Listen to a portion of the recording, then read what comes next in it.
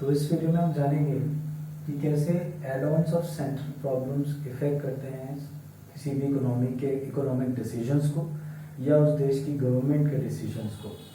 अब तक आपने पढ़ा कि there are 3 central problems of an economy which are what to produce, how to produce and for whom to produce. अब इन्हीं के साथ आप जानेंगे कि दो ऐसी और प्रॉब्लम्स भी हो गई हैं आज के मॉडर्न एरा ऑफ इकोनॉमिक्स में, या फिर किसी भी इतनी तेजी से इकोनॉमीज डेवलप हो रही हैं, इतनी तेजी से एक्सपेरिमेंट्स हो रहे हैं, नई नई चीजें ढूंढी जा रही है, इतनी तेजी से ग्रोथ रेट सभी देश बढ़ाने के ये होड़ में लगे हुए हैं। इन सभी प्रॉब्लम्स के साथ what to produce, how to produce और फॉर होम टू प्रोड्यूस तो थी ही हमारे लिए मेन प्रॉब्लम्स, पर इनके साथ साथ टाइम बदलता गया, मॉडर्न डेज आते गए और दो नई और प्रॉब्लम इसमें ऐड ऑन हो गई, जिनके बारे में हम इस वीडियो में जानेंगे। तो add-ons of central problems are two add-ons. There are two add-ons of central problems. First, underutilization of resources.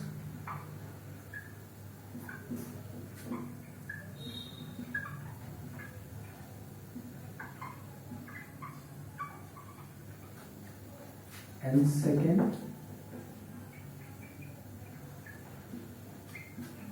growth of resources. तो अंडर यूटिलाइजेशन ऑफ रिसोर्सेज और ग्रोथ ऑफ रिसोर्सेज हमारे लिए कैसे इंपॉर्टेंट पॉइंट बन जाता है, इनके बारे में जानते हैं। तो अंडर यूटिलाइजेशन की बात करें तो अंडर यूटिलाइजेशन ऑफ रिसोर्स क्या है? हमने इकोनॉमिक्स के बेसिक डेफिनेशन और कॉन्सेप्ट में पढ़ा है that economics is a study of scarce resources and their alternative users. हम रेशनल मैनेजमेंट करते हैं इन प्रॉब्लम्स को सॉल्व करके। कैसे गवर्नमेंट अपने स्केर्स मीन्स को, कैसे कोई भी एक इंसान अपने स्केर्स मीन्स को या लिमिटेड रिसोर्सेज को यूज करता है अपने अलग अलग यूटिलाइजेशंस में, या फिर अलग अलग अपनी जो चॉइसेस होती हैं उनमें से जो बेटर सेटिस्फेक्शन देता है उसके चॉइस में।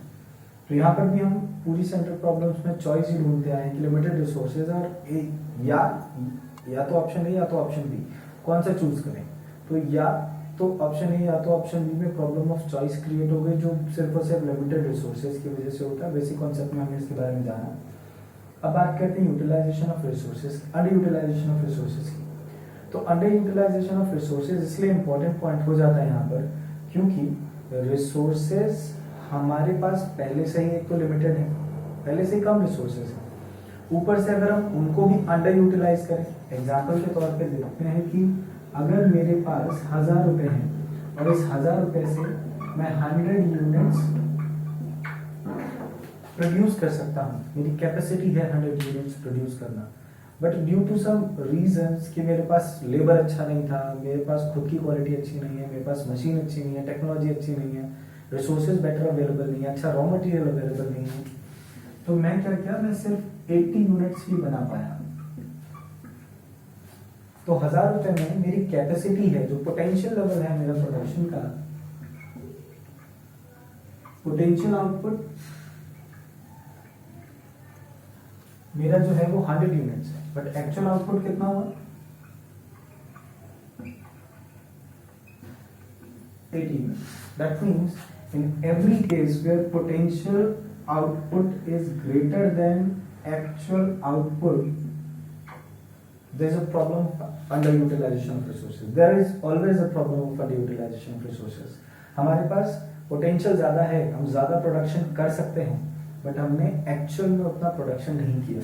This will reduce the level of GDP.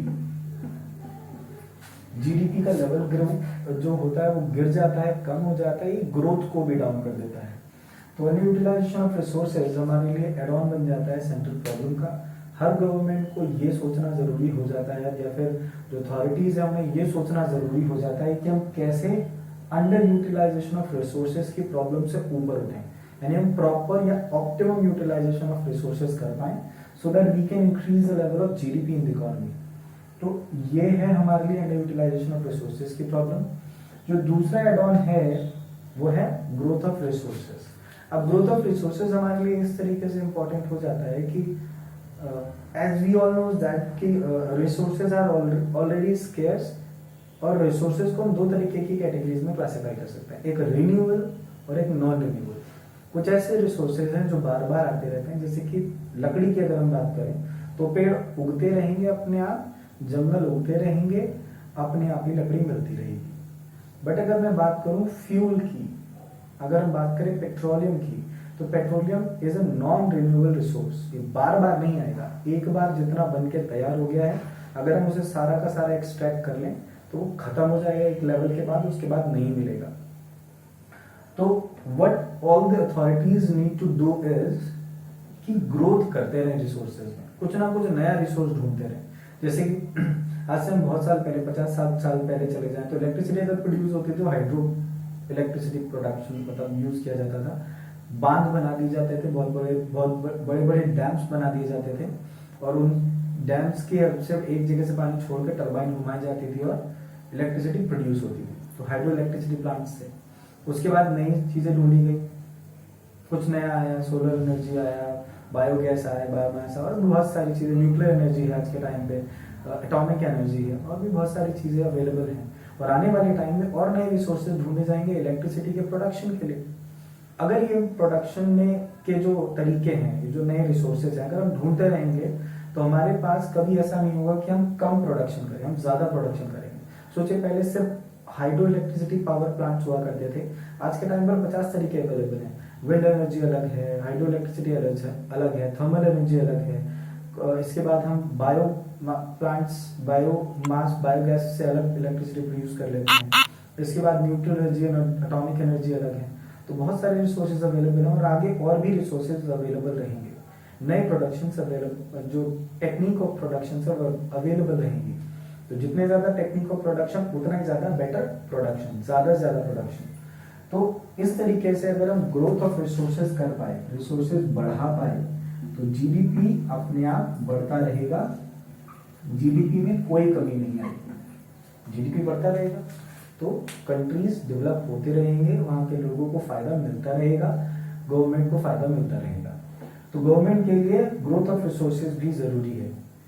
जैसे कि हम बात करें हमारे देश में ही, हम 2014 से पहले की बात करें तो हमारे देश को यानी इसरो को, इंडियन स्पेस रिसर्च ऑर्गेनाइजेशन को, अगर कोई सैटेलाइट लॉन्च करना पड़ता था तो वो दूसरे देश के लॉन्चिंग पैड से या फिर उनके स्पेस रिसर्च ऑर्गेनाइजेशन से बात करते थे, उनसे कांटेक्ट करते थे, और छोटे से छोटे सैटेलाइट को लॉन्च करने के लिए भी बहुत बड़ा अमाउंट देना पड़ जाता था, क्योंकि हमारे पास अपना खुद का लॉन्चिंग पैड नहीं था। 2014 के बाद अपने खुद के 3 लॉन्चिंग पैड गवर्नमेंट ने बना लिया। अब हम खुद के सैटेलाइट तो इजीली लॉन्च कर पाते हैं, हम दूसरे देशों के भी सैटेलाइट लॉन्च कर रहे हैं। इंडिया के पास इस चीज का एक वर्ल्ड रिकॉर्ड है, हमने 123 सैटेलाइट एक साथ लॉन्च किए थे, जिसमें से आई गेस 21 और 22 हमारे खुद के थे, बाकी हम दूसरे देशों के लॉन्च किए थे। तो ये था ग्रोथ ऑफ रिसोर्स, हमने रिसोर्सेज इंक्रीज कर लिए। अब हमें किसी और के ऊपर डिपेंडेंट नहीं रहना, अब हम खुद के ऊपर डिपेंडेंट है, इंडिपेंडेंट हो गए। अब हम जितने सैटेलाइट चाहें उतने लॉन्च कर सकते हैं खुद के हेल्प से। तो इससे क्या, वो प्रोडक्शन लेवल बढ़ गया। अब हम ज्यादा सैटेलाइट प्रोड्यूस करेंगे, ज्यादा से ज्यादा टेक्नोलॉजी प्रोड्यूस करेंगे और ज्यादा से ज्यादा तरीके नए ढूंढेंगे। तो ये था ग्रोथ ऑफ रिसोर्स का एक अच्छा एग्जाम्पल जो आपको जानना जरूरी था। तो एड ऑन 2 हैं, सामने से आपने देख लिया।